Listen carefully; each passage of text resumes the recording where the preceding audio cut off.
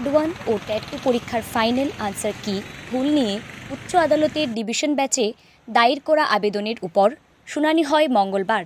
যদিও প্রথমে single batch আবেদনকারীদের petition খারিজ করে দিয়েছিল, পরবর্তী সময় ডিভিশন বেঞ্চে আবার পিটিশন করা হয়।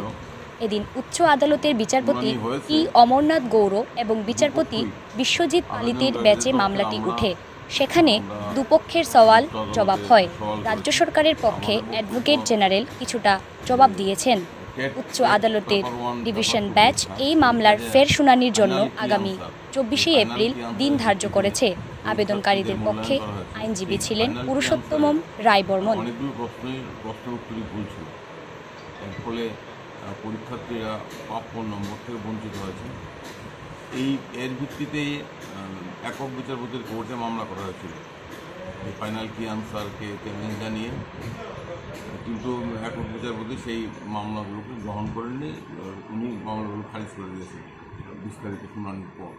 তো এর বিরুদ্ধে আবেদনকারীরা যারা রিট মামলা করেছিলেন তারা রিট আপিল দাখিল করেছেন। রিট আপিলগুলো শুনানির জন্য এর ইতিপূর্বেও শুনানি হয়েছে, আজকেও পুনরায় শুনানির জন্য মাননীয় বিচারপতি টি অমরনাথ গৌর এবং বিচারপতি বিশ্বজিৎ পালিত তাদের ডিভিশন বেঞ্চে মামলাগুলো ছিল। আজকে মামলাগুলো শুনানি হয়েছে।